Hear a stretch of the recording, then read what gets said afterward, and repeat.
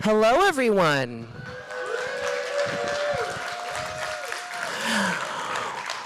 Welcome to the State of the Arts here in San Francisco. My name is Mahogany. I am a co-founder of the Transgender Cultural District, a co-owner of the Stud Bar. I also work in local politics, and I'm chair of the local San Francisco Democratic Party.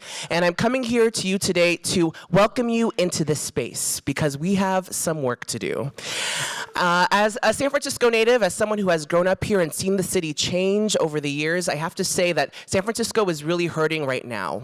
And it's not just San Francisco. Many places are struggling to recover coming out of the pandemic and into this new economy where more people are working from home, where rent just keeps getting more expensive, and jobs are getting harder to come by. So it is incumbent upon us in this moment of stress, in this time when we are seeing so many vacant storefronts, so many issues, that we not forget the importance of the arts. Across the past several decades, people have flocked to San Francisco because it is a special place. It is a place that has so much history, has started so many cultural revolutions. When you think of the 1920s and 30s and the beatniks, or the 60s and the hippies and the Black Panther Party, or when you think of the Compton's cafeteria riots, which happened right here in San Francisco in 1966 and was the first collective uprising of LGBTQ people in this country. When we think of the history and the contributions that San Francisco has made, it is something to be honored, something to be protected, and also something to inspire us to continue that torch burning.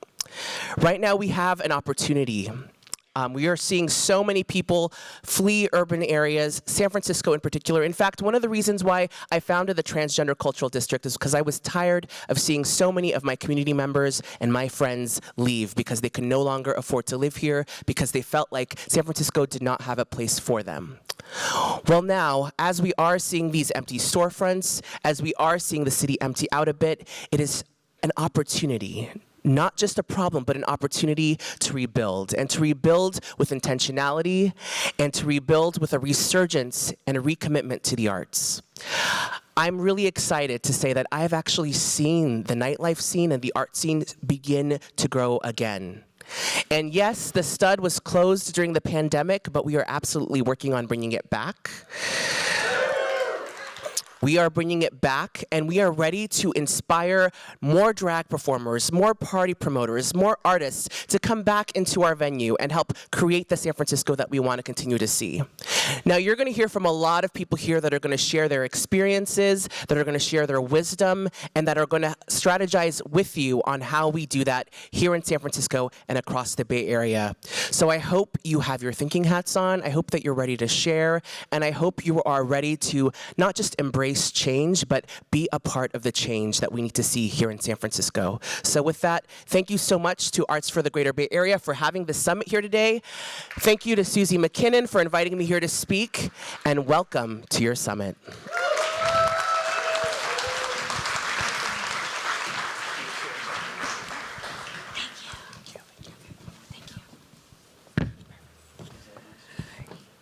Good afternoon, everyone. Thank you for coming today. You're in for a tremendous program this evening. I'm Lyzette Wanzer. I'm a San Francisco author, writer, and creative writing instructor. And I'm here to get us started off with just a few housekeeping items. I will start first with saying that it is A.C.T. policy to invite patrons to use the bathroom that is most comfortable for them. So the bathrooms are marked, and they each have a plus sign on them, on the doors, along with the gender signs, but please use the one that is most comfortable for you. We have a set downstairs, and then we have a second set on the mezzanine upstairs. The fire exit. So the fire exit is actually the same way that you entered. So it's behind you. And now I'd like to do a land acknowledgement, because we are here on the San Francisco Peninsula.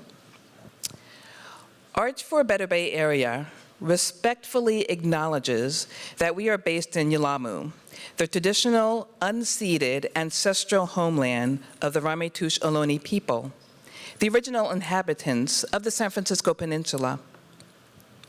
We recognize that the Ramitash Iloni understand the interconnectedness of all things and have maintained harmony with nature for millennia. We honor the Ramitush Ohlone peoples for their enduring commitment to Mother Earth. We pay our respects to elders, both past and present. And now it is my delight to introduce a long-time collaborative poetry project, Michael Warr and Chun Yu.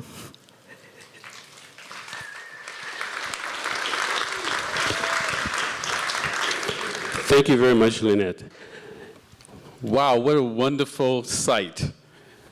Chun and I are thrilled to be part of this much-needed gathering. I have to let you know that I have to leave right after it because I term out tonight as a board member of the San Francisco, as friend of the San Francisco Public Library, and so I'm being honored by the board tonight. Otherwise, I would stick it out with you guys. When I was asked to share my poetry at tonight's event, and then I heard the theme around rebuilding communities, I realized that it made much more sense for Chun and I to share at least a sample of our efforts to build and rebuild communities through our collaborative project, Two Languages, One Community, which we've been doing since 2015. We use poetry, digital imagery, storytelling, workshops, public programming, translation, and publication to build bridges between the African American and the Chinese American community. And these communities often live, work, worship, and create in the same neighborhoods, but are often unfamiliar with each other's cultures, history, dreams, and commonalities. So in our workshops, we use writing prompts and digital images to get participants writing on their common themes. For instance, participants might bring in photographs of family members and then write in reaction to those photographs poetry, because that's something that Chun and I do, so we can kind of sample that for them. As for tonight, typically we project images with our readings, but tonight we're just going to give you words alone, and we will share two poems in English and Chinese, and that we actually use in our programming to express and to pursue solidarity. So I wrote the poem To Your Assailant Who Attacked Us All when Chun and I were invited by the Chinese Cultural Center of San Francisco to contribute writing and video on how we were responding as artists to COVID. And this was in the early stages of the pandemic. It was a time of heightened attacks against both the African American community and the Asian community around the world, and in the US, where the president led with rhetorical hatred, as well as here in San Francisco. So this poem is addressed to everyone who engages in that type of hatred. To your assailant who attacks us all. Do you call yourself God-fearing, devoted to do on to others? Does your God condone your violence, your ignorance, your corruption? Does your God hate your neighbor like you do? Does your God share your love for prophets bearing false witness, fueling your grievance fever? Do you swallow the lies they regurgitate? Do you really need a reason? Are you truly a true believer of both God and golden calf? Does the all-knowing know you? Do they love you as you are? Does it matter that they are watching your naked depravity? Do they pray? Do you pray before you pray on innocence in this guilty world? Do you have your God's blessing, or are you as godless as you seem? Did your father teach you to beat the mean and maim? Is he proud of your cowardice? Does your mother say, "Well done, son"? Did they train you in backwardness? Do you feel bigger in your smallness, content with acts of uselessness? Is your inner bully seething still beneath your concealed surface? Are you comforted in your criminality, stupefied by superiority, simply insane or lost? Who are you? And now Chun will recite the poem that she translated in Chinese.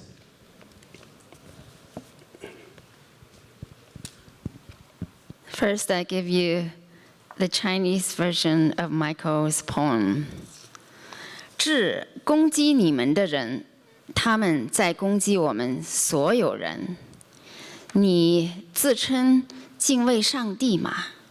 你致力于己所不欲，勿施于人吗？你的上帝宽恕了你的暴力、你的无知、你的腐败吗？你的上帝像你这样仇恨你的邻居吗？你的上帝会认同你的带着假见证，让你的愤怒不平不断发烧的所谓的先知的爱吗？你吞下他们反复口吐的谎言吗？你真的需要旅游吗？你是你的神和金牛犊真正的信徒吗？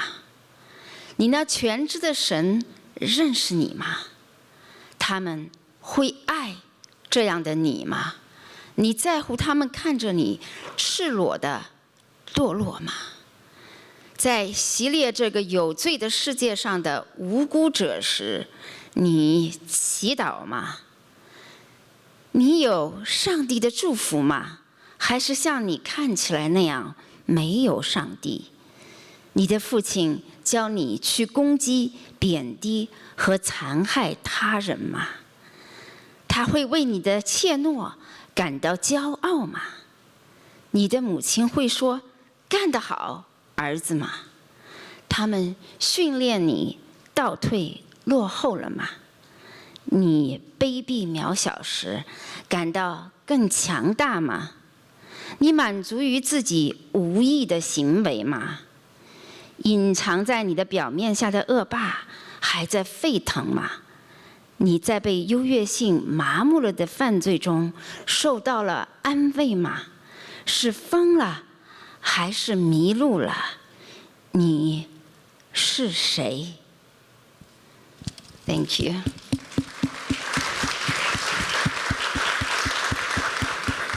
I want to thank you all again for being here, and in this very special evening with us, all communities united to move forward. I also want to thank my collaborator Michael again for this incredible and a timely poem of solidarity. Just as the anti-Asian violence start to happen all around. It was a very difficult time. So we write a lot of poems in the theme of solidarity, and we also aspire to bring out that universal love which will unite us all. So I am a scientist turned writer and first-generation immigrant, and I'm going to share with you a poem called The Map, and many people call it The Map of Love. And I wrote this initially for my parents, and whom I love very dearly. And the poem was first published by the oldest newspaper in China.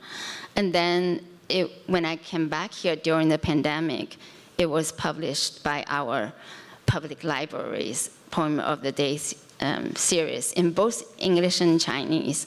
And then our very own Aryan Press, which is also a national treasure, without me knowing, after a few months of debate, picked this poem to be dedicated to the 2021 students who survived the pandemic, and also all of the people who endured the pandemic. And I give this poem, The Map of Love, to all of you. The map. When I was born, your bosom was the map. I occupied all of it in your cradling arms. When I began to walk, your eyesight was the map. I learned my steps, toddling, and waddling in your adoring gaze. When I started school, your mind became the map. I ventured out and back, from morning to night, in your unceasing care. When I grew up and left home, from hometown to other towns, home country to other countries, your heart became the map. I searched far and wide, high and low, for my direction and a place in the world in your loving thoughts. Each time I set out for a journey, you asked for my destination, studied an open map, accurately locating the point of my being. Then one day, you picked up a magnifying glass, eyes moving closer and closer, hands trembling more and more. Finally, at a loss, no longer seeing clearly the lines and the points on the map, you hold me in your heart. Growing older and older, you can now only walk in my eyesight, fumbling steps, every trip outside an adventure. From now on, I will walk by your side so you can lean on me when we are at a loss, not knowing where to go. Love is the map. Thank you. Thank you.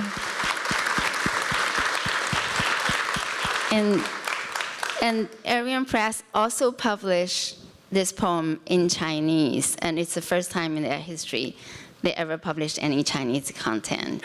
So I read it in Chinese for you too. 地图。刚出生时，你的胸怀是一张地图，我是那地图的全部，在你的怀抱中。刚走路时，你的目光是一张地图，我在那地图中摇摇学步，在你的注视中。上学时，我走出了家门，你的脑海是一张地图，我在那地图中朝出暮归，在你的牵挂中。长大后，我离开了家，从故乡到外乡，从祖国到异国，你的心是一张地图。我在那地图中摸索方向，寻找位置，在你的想念中。每当我开始一个旅程，你总会打开一张地图，询问我的去处，时时准确地找到我的所在。后来，你拿起了放大镜，眼睛离地图越来越近，手抖得越来越厉害。终于茫然中，你已经看不清地图上的点与线。我在你的心里。渐行渐慢，有一天，你只能在我的目光里蹒跚。每一次出行都是一场冒险。从此，我将把你搀扶在我的臂弯。当我们茫然不知所向，爱是一张地图。Thank you. May we all find that map of love. May we all follow it. Thank you. Thank you, Chun. Thank you. We just want to encourage you to visit our website and look us up online for 2 languages, 1 community. You'll find what we shared tonight in both English and Chinese.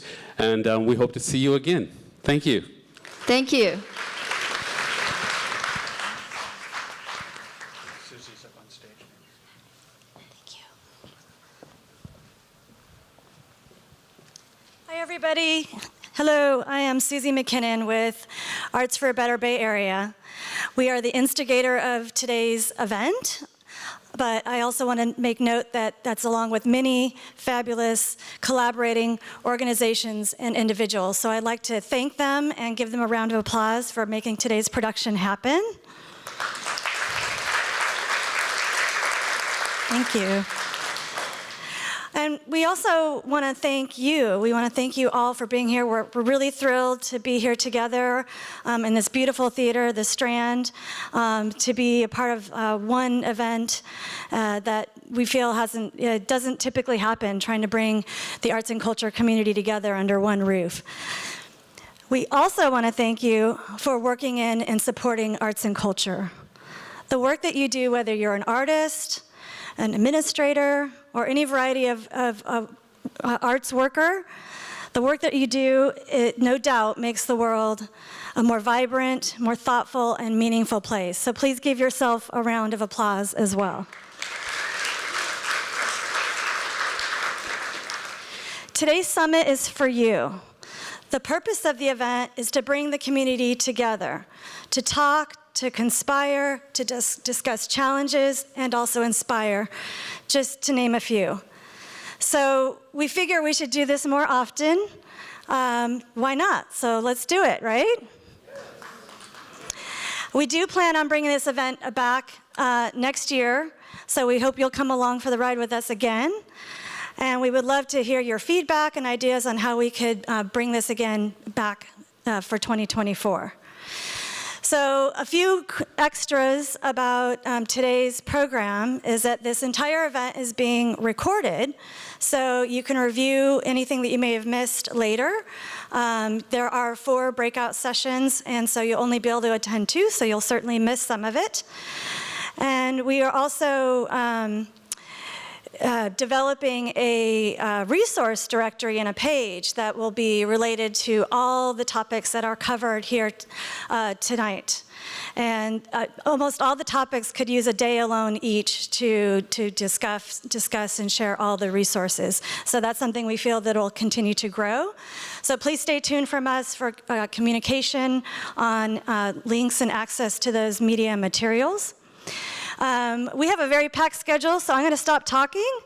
And I want to thank you all again for being here. And I'm very excited to bring up our first keynote presenter, Maria Jenson of the SOMArts Cultural Center. Hello. Okay, let me take a look at you all. This is San Francisco. All right, so I have a question. I like to start things with a question. What doom loop? Okay, what question? That's a question. I mean, what doom loop? I mean, so here's the thing. In the past couple of weeks, I have been going to art exhibits, openings at operas, the symphony, the ballet, name your museum exhibition, your party, your festival, your pink triangle, your laser, rainbow. It's just been one thing after another that is indicating to me someone's got the story wrong. And I think it's the media. But before I go on, I just want to take a little pause, and I want to remember someone very, very special and dear to me, and that is Ebony McKinney. And if you don't know Ebony McKinney, she is the co-founder of ABBA, and may she rest in power. And I met Ebony several years ago when I first moved to San Francisco and saw this incredible advocacy work that she has been doing in the community, and it's inspired me, and that is why I am here tonight. It's several years of working really, really hard, grassroots, with all of you, and I just want to say thank you, Ebony. So let's get back to business. All right. So countercultural roots in San Francisco are alive and well. I just want to reinforce that, because these roots are breaking through the concrete that we are feeling right now that is creating this idea and this very image of a doom loop. So yes, we have issues. We have a lot of issues. And we have some of the issues in San Francisco that are both petty and insane and can only happen here. And I'm sure a lot of you can relate to those petty and insane issues that seem to be bred here along with the sourdough. And we also have, very, very, very serious issues. And I think maybe some of you experienced them as you were making your way to the theater this evening. We have very serious issues on the street. We have an affordability issue. We have health issues. We have sometimes embattled city politics that are divisive and also work against progress. These are all the things that break apart cities and destroy cities, and it impacts the art and culture community just as much as anybody else.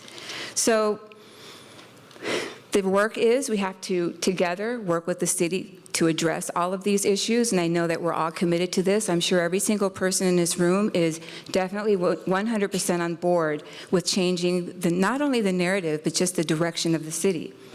But there's something else I do want to say. San Francisco is far from being dead. I need to adjust this. I'm just going to stand here with this, okay? Let me get comfortable. So San Francisco is not dead. Far, far from it, right? So what I've been experiencing, and you've all been experiencing, are the barrage of the news articles that are telling us all of this particular, narratives. But one thing I want to say about that is we can talk about how powerful narrative is, because we're all driven by this negative narrative, and it's actually increasing even in ourselves as we talk to each other, that we're using the language of like the doom loop. And we are not in a cycle of trauma. We have to break this image and this idea of a cycle of trauma. But what's been happening, because the narrative is so powerful, I've been hearing from people from all over the country, all over the world, asking me, are you okay? You got bear spray? You got, nunchucks? I had one of my aunts actually send me a very strange apocalyptic care package that I think she found in her garage, and bizarre things were inside of it, like canned goods and weird substances and matches and a gas mask. And I'm not kidding you. This woman's like 89 years old, and she sent me this care package. So what I'm saying is people really think the zombie apocalypse is upon us, and it is not. And I do think we could use a spiritual cleanse for sure. I would say, some smudging on every corner in the city might help a little bit as well. We need soulful reckoning. We need a community tarot reading. I think that would be like a really fun, wild thing for us all to do together. And perhaps we need a witch doctor. We've not thought about that. We've heard all kinds of ideas about what kind of things we can do to change our energy. So I know I sound like I'm being a little bit sardonic and sarcastic, but what I'm saying is there's time for many, many changes in this city, and it's not all related to just arts and culture. It's also related to who we are and how we walk the walk. So I have a piece of advice for this moment. And actually, I have a lot of advice, but there's only so much time. And I promised that I wouldn't go over time, and I think I already have. So let's say, I'll stick to the script now. Let's say we want to reclaim our city. Let's say we want to take back the narrative, reminding people that this city was imagined and created by artists, writers, thinkers, and doers, people doing things. And let's say our cultural legacy and our history is precisely what attracts people to visit, live, and set up businesses in San Francisco. Let's say all of that. Can we say all of that? All of it. All of that. All of it. Okay. But here's a quick cautionary tale and some advice to help us understand this moment that we're in, this particular pathway that we're on, so we can understand how to chart our path forward from this moment. And again, these are just my ideas and my thoughts. So here it goes. San Francisco, it is too late to be late again. You can quote me. You can tweet me. I'll explain, okay? So I arrived in San Francisco in 2009 from LA, And in 2011, I launched the ArtPad SF Art Fair at the Phoenix Hotel in the Tenderloin. And you may not be familiar with that project, but I'm proud of it because people told me that I wouldn't be able to do it, and yet I did. Never tell a Gemini no. So I'll skip over the part where, I was just basically admonished for bringing a new project to the city. In LA, I ran a small gallery. It was an independent gallery focusing on emerging artists and also mid-career artists who were looking for like a different way to present their art and a different audience to connect with. So my family and I were growing tired of LA, the LA lifestyle, the celebrity culture, all of that. And then, also what happened during that time was a recession. There was a housing crisis, a real estate crisis rather, and the writer's strike. So we're like, all right, the writing's on the wall. It's time to leave Los Angeles. So we moved to the Bay Area where I have a very strong affinity for this region, and so does my husband. And, I thought like this is a very cool city to be in, which I think it is. It's mind-boggling beautiful. And this is the region where many of the world's greatest artists, thinkers, and doers have emanated from. So SF, at the time I arrived, was experiencing a contracting art community resulting from the recession. And as they say, history repeats itself, and so do cycles of capitalism.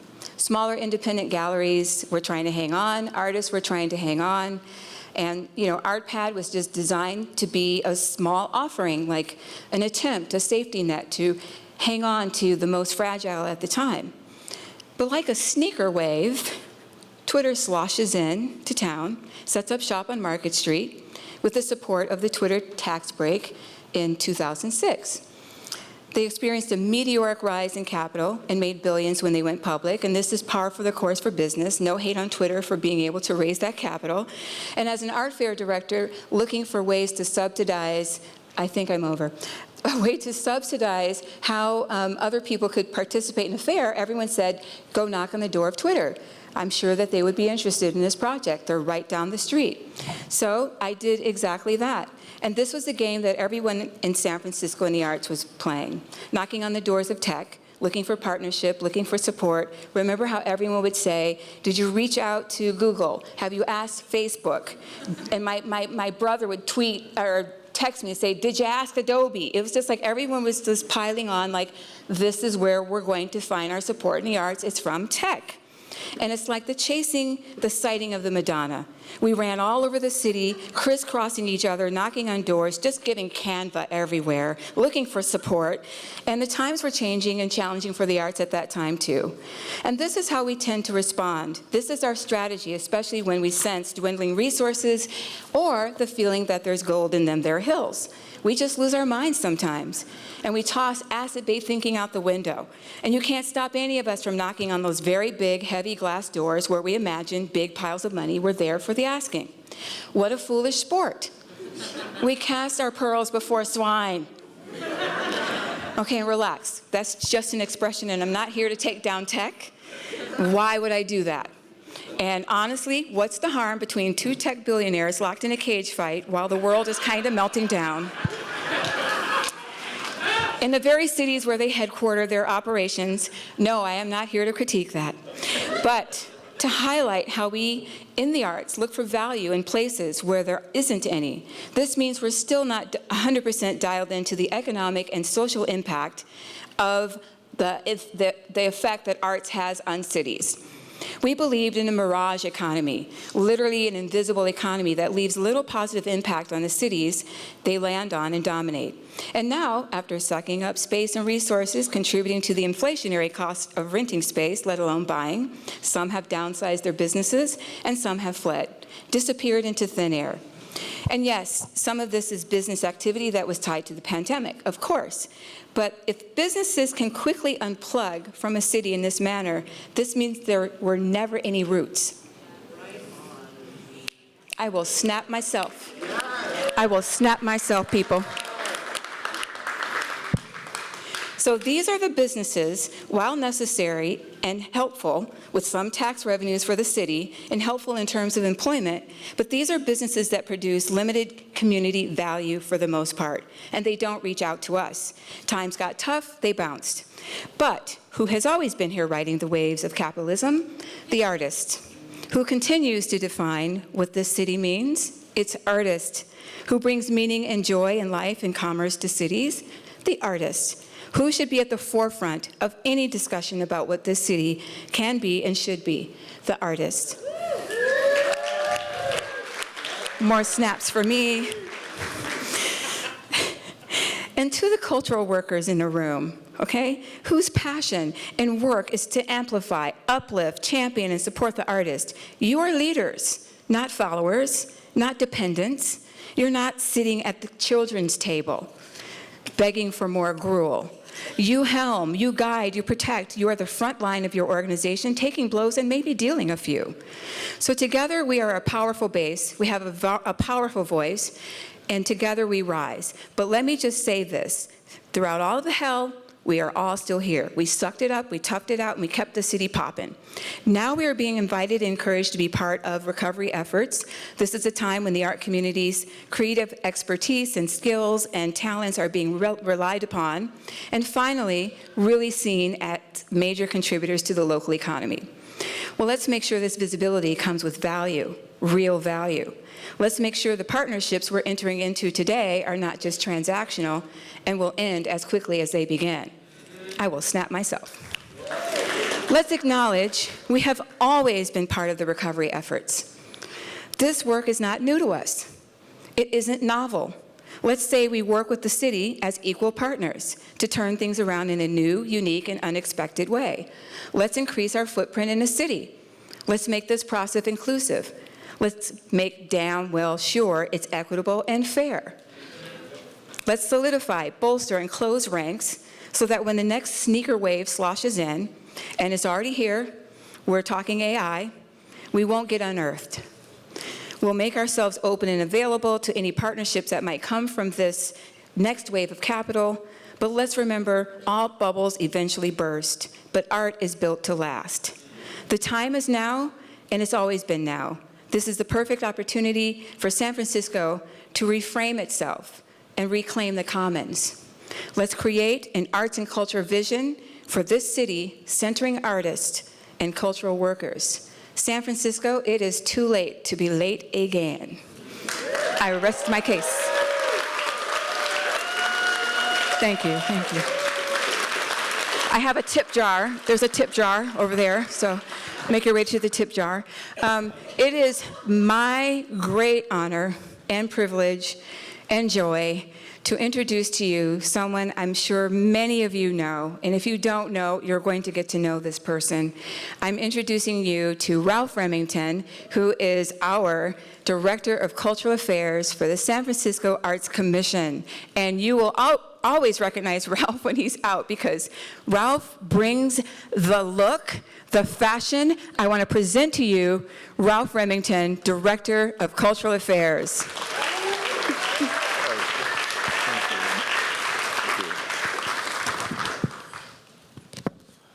Man, how y'all doing? So, damn. It's 2023, and I moved here in January of 2021. I started my job in January 2021, and as Director of Cultural Affairs for the San Francisco Arts Commission. I previously was Deputy Director of Arts and Culture for the city of Tempe, Arizona, and that's a whole other story. And while I'm on that story, I would say, the first thing I would say to this community is, I have a background, obviously, in arts. I'm a lifelong artist, policymaker, philosopher, dreamer, institution builder, community builder, all of those things. But coming from Arizona, just immediately, I'm really originally from Philadelphia, West Philly. Nobody's getting slapped here tonight. West Philadelphia, born and raised. But Arizona is a particular type of mess, a particular type of sickness. And coming here to what I consider to be free territory, I know who the enemy is, and it's not us. So one of the things that I would say to this community coming from a repressed community is let's turn to each other, not on each other. Let's bond together, find our commonality, not our differences. Because the enemy, I've seen the enemy in Arizona, and it is not us. So when we have small differences with each other, let's recognize them for what that is, and let's stop this San Francisco bickering that we're famous for, in killing each other over really tiny differences. And let's bond together over the big stuff, because the big stuff is coming and it's here and it's big and hairy and gross, and we need everybody's power and participation to disrupt these evil forces. We experienced in 2020 a racial reckoning and a pandemic all at the same time, and yet we're still here. So what does that mean? It means that we have to fight every day for what is ours. We have to believe in who we are. We have to come together in our communities and amplify our cultures to each other and express ourselves to each other meaningfully and spiritually so that it's real, so that there's a real bonding, a real authenticity in our relationships, not superficial, not posing behind a label, not posing behind this is my affinity group and that's my affinity group. We are all in the human affinity group. We're humans. And we have to figure out what that is in this new moment going ahead. What is it to be a human in this particular moment?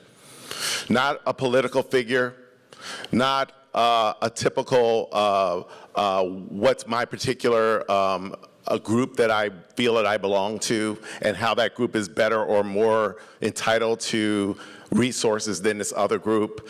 That's not who we are. We have to figure out who's human and who isn't. Who's human and who really isn't. Oh, they might have blood and DNA and all that other stuff, but are they really human?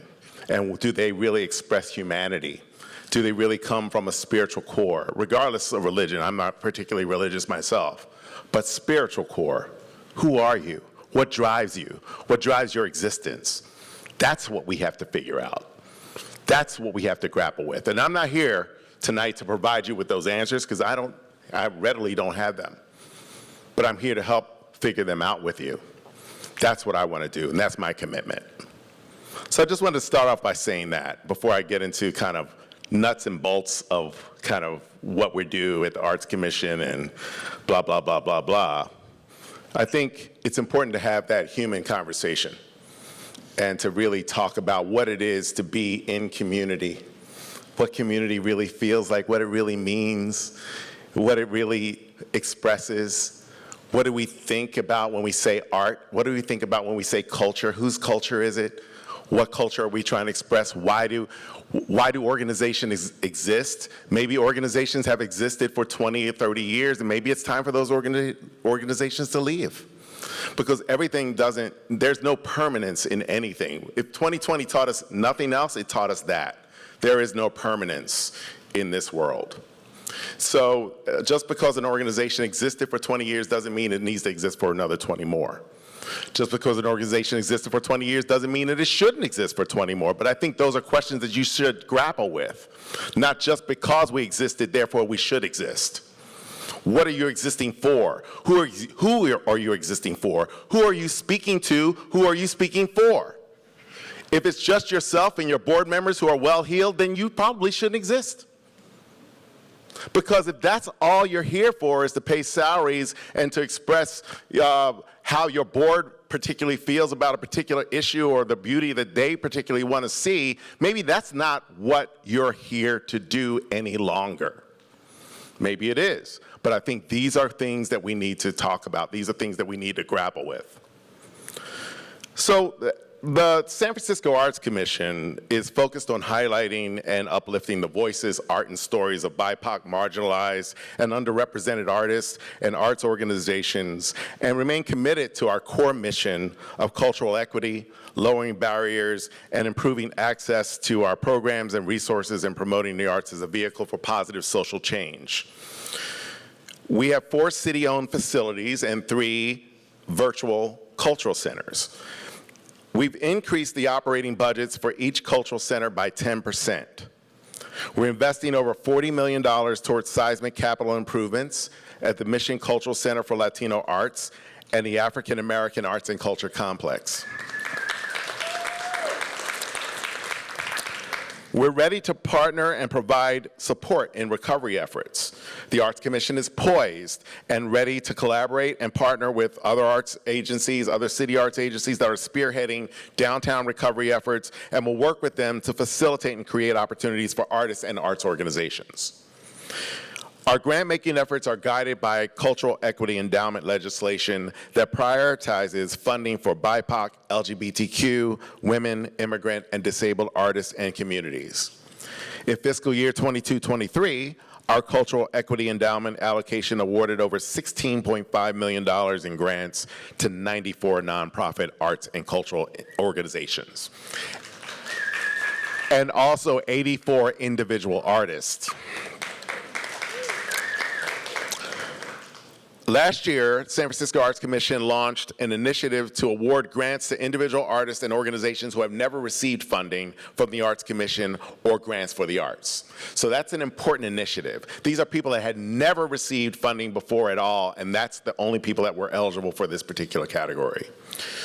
We awarded 34 grants of up to $50,000 each to 13 artists and 21 organizations that are deeply rooted in BIPOC and traditionally underrepresented communities for a total investment of $1.6 million. Our Dreamkeeper initiative, to date, we've invested $5.3 million in grants to support arts and culture organizations celebrating and supporting the Black community. Applaud that. We will continue to support these organizations with an additional investment of $3.1 million this upcoming fiscal year. Our Monuments and Memorials initiative. Our Monuments and Memorials Committee final report recently released with recommendations and guidance on the next steps. We recently were awarded a $3 million grant to support pulse check, accountability, and activation of future SF monuments and fund work over the next 3 years, and this was from the Mellon Foundation. The project will include a racial equity audit of publicly accessible commemorative works in San Francisco's civic art collection, a vigorous community engagement and multidisciplinary opportunities for artistic activations in public spaces. We'll also continue our work collaboratively with communities to commission new public artworks around San Francisco through our 2% for Art program, our recent major projects with newly unveiled works, 49 South Van Ness, SF Fire Station, station number 35, Bow by Walter Hood, station number 49 was Serving the City Fence by Michael Bartolos. Our Central Subway, 2 new site-specific works are there. Southeast Family Health Center, works by Ron Moultrie Saunders and Remington Wisters and William Rhodes. That's at the Southeast Family Health Center. Southeast Community Center, works by Mildred Howard, Philip Wah, Kenyatta A.C. Hinkle, and various 2D artists. And Yerba Buena Island, Point of Infinity by Hiroshi Sugimoto. The upcoming projects in the works are India Basin with Recreation and Parks Department, Potrero Yard, and Treasure Island. Work towards meeting goals of the 2018 ordinance of having at least, we're gonna work towards those goals of having at least 30% of public art that depict real women in the civic art collection. The newest commission is the Maya Angelou Monument by Lava Thomas, coming in early 2024. And note that most of San Francisco Arts Commission staff and leaders are women and people of color. The majority of our agency now at the San Francisco Arts Commission is BIPOC. Our strategic planning process, we're getting ready to start it. We're developing our mission and developing plans on where we want to go next. Who are we now? What's our mission? How are we going to continue to serve the community moving forward? We're going to review and update our current services, our cultural services allocation plan that will help guide our grant making priorities over the next 5 years between 2025 and 2030. And we're going to continue to work to increase representation of women and people of color in public art and monuments. Our goal is 30%. We want to continue to curate and showcase local and emerging artists through our gallery spaces in the Warr Memorial Building at City Hall, and at City Hall. Our recent exhibitions include Juanita, 30 Years or More, Invincible Black Soul, The Art of Bearing Witness, there's our James Baldwin show, Art with Elders, The Power of Creativity and Community, Carlos Villa, Roots and Reinvention, David Johnson, In the Zone, from 1945 to 1965. And we have some upcoming shows featuring the works of Juana Alicia and a collaboration with Mission Graphica. Our other high-level things I'd like to talk about is that we can't, and going back to kind of what I started with, we have to figure out a new way of engaging with our community and our patrons. The old way isn't coming back. So we can't keep kind of beckoning, thinking about the way it used to be, but we have to think about what it will be. And we need to have citywide festivals. I mean, we live in the Bay Area, right? I mean, how is Austin getting an edge on us right now? They shouldn't, right? South by Southwest, why wasn't that here? But we need to have something like that here, an iconic festival across the entire Bay, so that people come from all over the world to experience what we all know to be the rare jewel that San Francisco and the Bay Area is. We have access to the world's greatest tech companies. What the COVID pandemic taught us was that we can't depend on one source of revenue stream to remain sustainable. In order for performing arts to remain stable, we must embrace technology, just as sports had to do at one point in time. Now, technology and sports have been so interrelated, we don't even think that at one point in time they were separate entities. But in that same way, if you think about the performing arts, particularly the way we engage in performing arts, we've really not moved far beyond how we were operating in the 50s or the 40s or the 30s or the 60s, you know, and here we are in, 2023, and we're still have the same mode. We still want subscribers. We still want people to stand in line. We still want people to come sit in a seat. I think those times we have to re-examine them. So I believe that the future will see a democratization of the arts and culture sector. Most live performing arts will be accessible on flat screens for the general public. I think the live experience will become a premium experience. Some would argue that it already has. If you look at some of the prices that you have to pay to go to some of the big organizations, one could easily say that they've already locked out most of the people. So then the people can't experience those art forms on anything. Now, what if the people could experience those art forms on flat screens from the comfort of their living rooms, on their couches, for a digital subscription fee? I think that's the area where we need to move into. That's the area of growth. If the pandemic taught us anything, it taught us that there was a possibility there. So these are the new ways we have to think. And it doesn't have to be an either or. It doesn't mean that our theaters will be empty, because those theaters will be packed with people that want to see the live experience. But it means that a greater number of people will be able to experience the art forms that they're not able to experience now. A democratization, a literal democratization of the art form. So I think that I think people will gladly purchase that experience. They'll gladly grab it, they will like it, and they'll believe in it. I firmly believe that this is something we can do. And think about it. Who gets killed in a revolution first? It's the artists. The artists, the philosophers, the poets, the dreamers, the people that reconstruct the society. We are the danger. We are the threat. So act like it. Act like you are the threat that you are, because you really are. And they know it. And we can change, literally, we can shift the way that society thinks about itself through art and through our messages. We have the ability to disrupt. So our task is to disrupt and rebuild, and while building, disruption into our long-term strategic planning.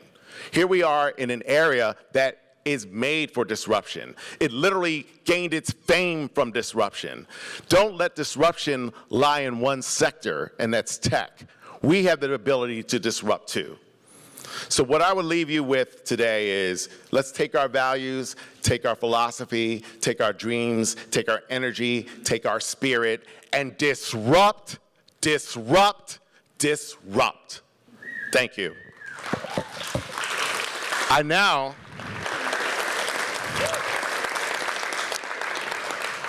want to introduce my colleague from the state, and you all know him really well, the inimitable Johnathan Moscone. Thank you, sir. Oh my God, that is not, oh, take that picture down. I'm so sorry. That really was not, was that my, here. Oh my, oh wow. I apologize, everybody. That was a moment of hubris right there. Also, as I was flying back from Alaska, where I was at a conference, I realized that I usually look better than this, and I'm sort of embarrassed because those were the two of the flyest individuals in the arts, Ralph and Maria, so I'm especially shamed right now. And listen, thank you so much for including me here today.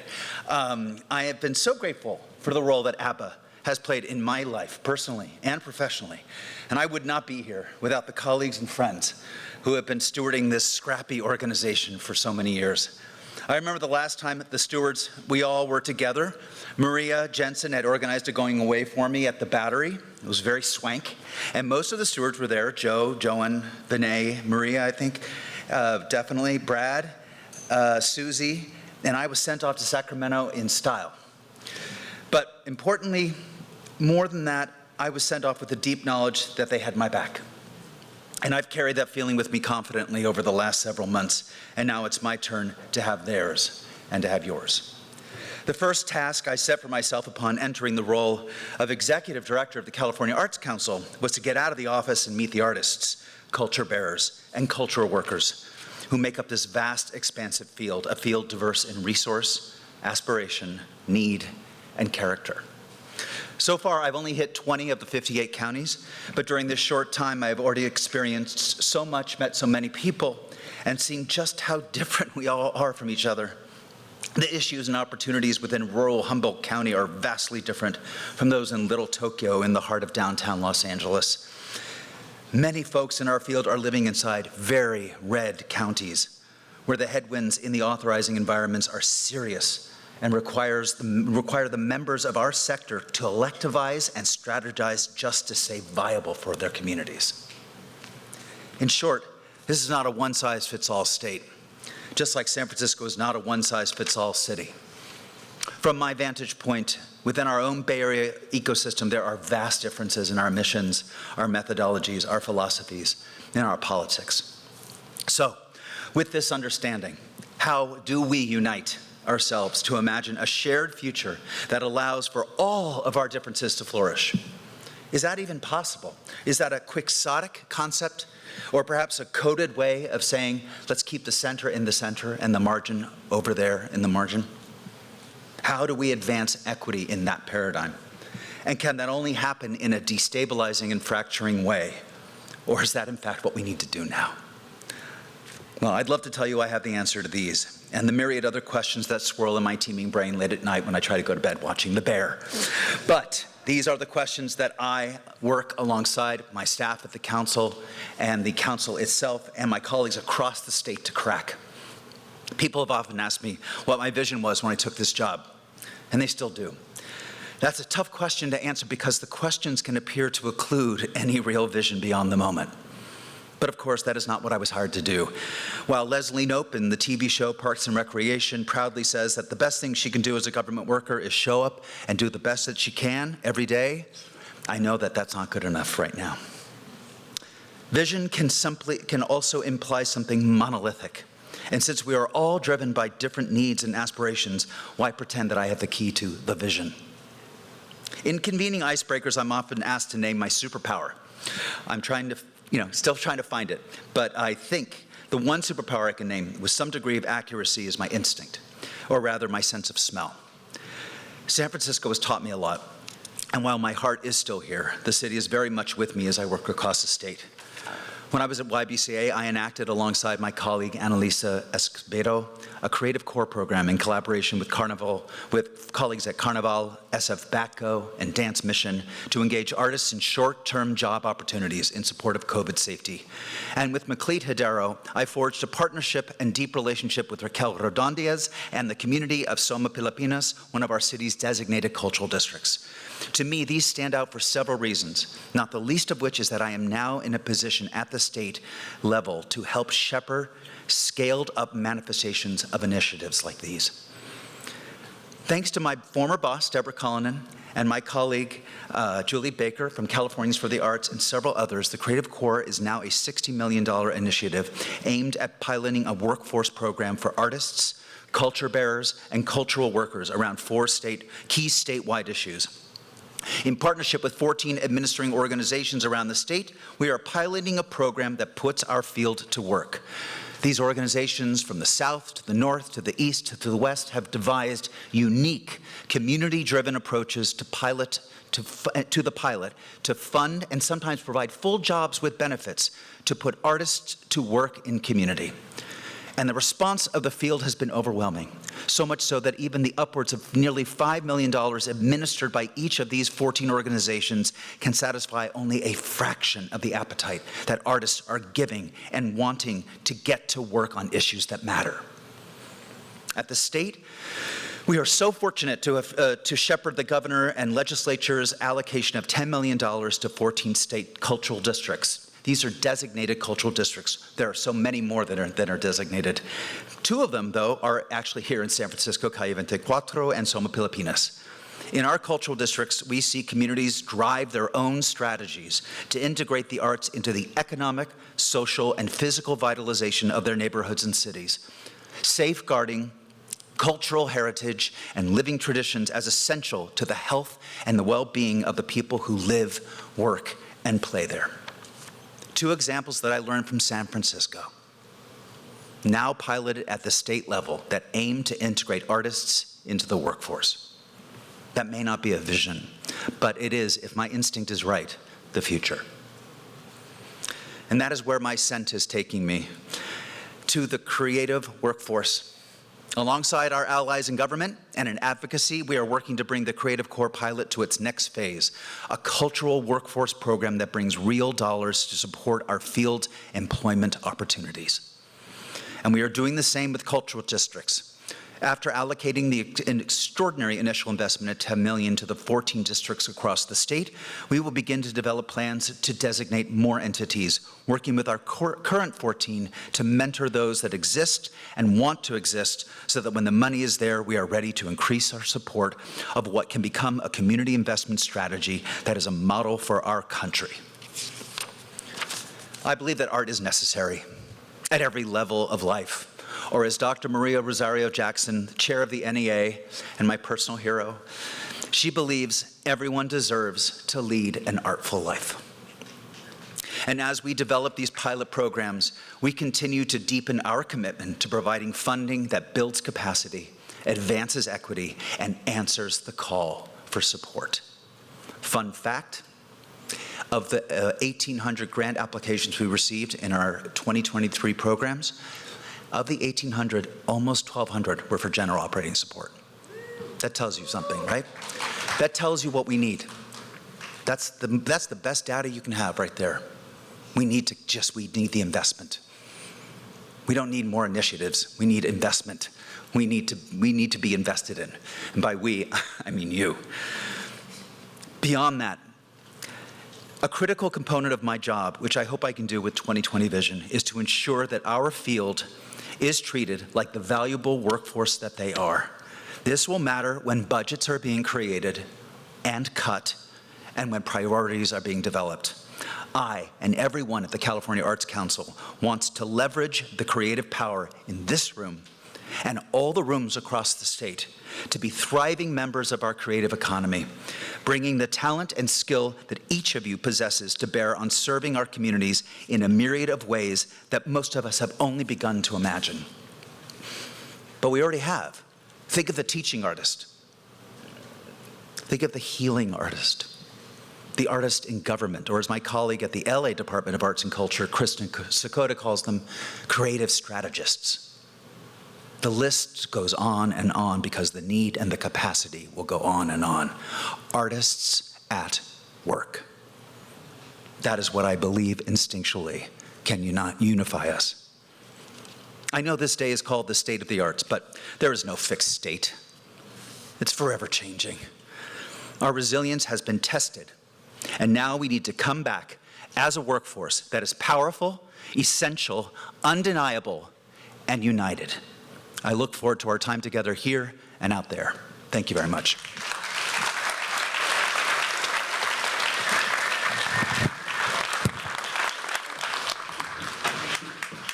Hey, everybody.